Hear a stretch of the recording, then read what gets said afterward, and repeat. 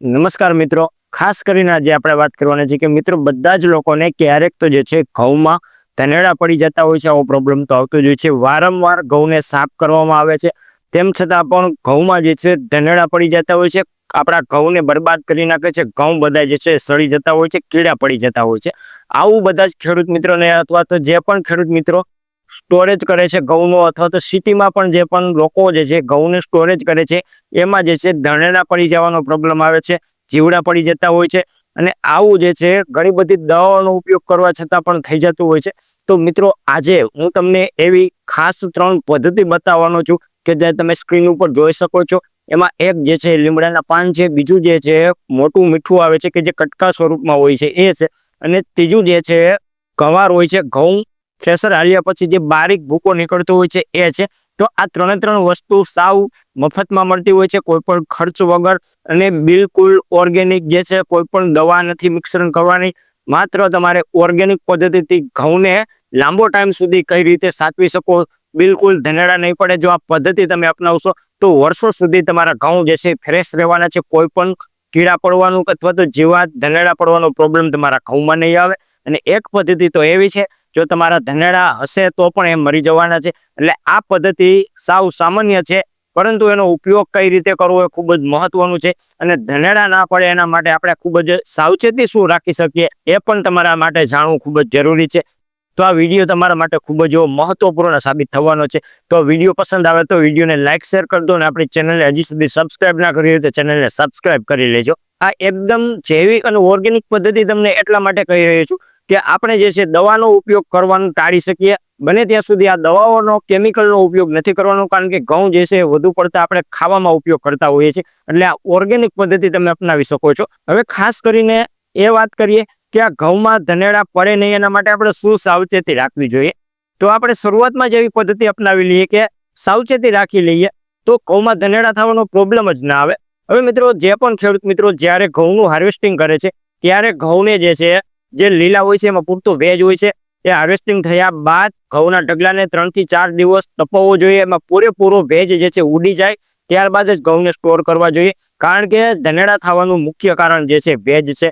જો આ ભેજવાળા ઘઉં આપણે સ્ટોર કરી લેશું એટલે જ્યારે વરસાદી વાતાવરણ થશે ત્યારે ભેજ જે છે બમણો થઈ જવાનો છે, જેના કારણે એ ધનેડા થવાનો પ્રોબ્લેમ સીધો જ આવવાનો છે. અને આ પ્રોબ્લેમ આવશે ત્યારે આપણે 50% જે છે આપણા ઘઉં બગડી ગયા હોય છે, ત્યારબાદ ખબર પડતી હોય છે. ત્યારે વેચવા જાય છે ત્યારે એનો ભાવ નથી આવતો. એટલે ભેજ જે છે ઘઉંમાં ન હોય જેની કાળજી રાખવી ખૂબ જ જરૂરી છે.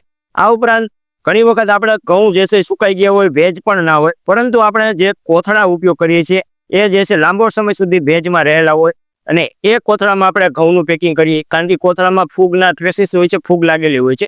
તો એના કારણે જે છે આપણા ઘઉંમાં ભેજ લાગી જાય છે, અને સીધા જે છે ધનેડા જે છે પડી જતા હોય છે, બગડી જતા હોય છે. એટલે મિત્રો, આ કોથળા જે છે એ પણ ભેજ રહિત હોવા ખૂબ જ જરૂરી છે. આ ઉપરાંત જ્યારે પણ આપણે, કોથળા પણ સારા છે, ઘઉંમાં પણ ભેજ નથી, પણ જ્યારે આપણે સ્ટોર કરી છીએ રૂમમાં નીચે ભેજ સીધા જ મૂકી દેતા હોય છે, જેના કારણે જમીન જે છે ભેજ પકડતી હોય છે, અને એના કારણે કોથળામાં ભેજ લાગે છે, અને આપણા ઘઉંમાં પણ ભેજ લાગી જતો હોય છે, અને 100% આપણા ઘઉંમાં જીવાત પડવાના ચાન્સ રહેતા હોય છે. એટલે જ્યારે પણ સ્ટોર કરો ત્યારે નીચે પ્લાસ્ટિક રાખવું જરૂરી છે, કારણ કે ભેજ આપણા કોથળામાં ના લાગી શકે. એટલે અમુક સાવચેતીઓ તમે જો અગાઉ જ રાખશો તો આપણા ઘઉં જે છે એમાં ધનેડા પડવાનો પ્રોબ્લેમ પણ નહીં આવે. પરંતુ મિત્રો, જે ખેડૂત મિત્રો સ્ટોર કરે છે લાંબા સમય સુધી, સિટીમાં લોકો જે છે વર્ષ 2 વર્ષ સુધી ઘઉંને સ્ટોર કરતા હોય છે ખાવા માટે, ખેડૂત મિત્રો પણ એના ખાવા માટે સ્ટોર કરતા હોય છે. તો એમાં આપણે કયા ફોર્મ્યુલા છે, કયા પદ્ધતિ છે અપનાવવી જોઈએ.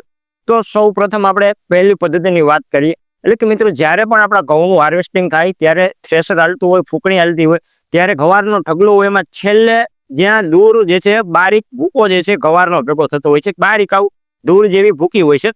એ ભૂકી તમે જ્યારે ઘઉંને સ્ટોર કરો ત્યારે આપણી કોઠીમાં નીચે પાથરી દેવાની છે, અને આ ભૂકીને આપણા ઘઉંમાં મિક્સિંગ કરી નાખવાની છે, અને ત્યારબાદ ઘઉંને જે છે કોઠીમાં નાખી દેવાના છે. અને જેમ જેમ ઘઉં ઉપર આવતા જેમ સાઈડમાં જે છે આ ભૂકીનો ફરતી બાજુ લગાવતી જવાની છે, અને ઘઉંના એમાં પેકિંગ કરતું જવાનું છે. એટલે મિત્રો, આ ઘઉં જે છે આપણે આ ભૂકીની અંદર પેક કરી દેશો, અને લાંબો સમય સુધી જો ખોલશો તો પણ તમારા ઘઉં જે છે ફ્રેશ નીકળવાના છે. ઘઉંમાં ધનેડા પડવાનો પ્રોબ્લેમ જ નથી આવવાનો. બીજી પદ્ધતિની વાત કરી, એટલે કે મિત્રો, આપણે સામાન્ય રીતે જે લીમડાના પાન આવે છે એ લીમડાના પાનને આપણી કોઠી હોય એમાં નીચે પાથરી દેવાના છે, અને 2-2.5 ફૂટ ઘઉં ભરી લેવાના છે. ત્યારબાદ વળી પાછા લીમડાના પાન જે છે 2 થી 3 ઇંચ જેટલો પટ્ટો કરવાનો છે, આખા ઘઉંમાંથી પાથરી દેવાનો છે, વળી પાછા 2 થી 2.5 ફૂટ જેટલા ઘઉં ભરવાના છે. આવી રીતના તમે જ્યાં સુધી ઘઉંને ઊંચે સુધી ભરી શકશો, આપણી કોઠી જેવડી હોય એમાં આ પદ્ધતિથી અપનાવવાની છે.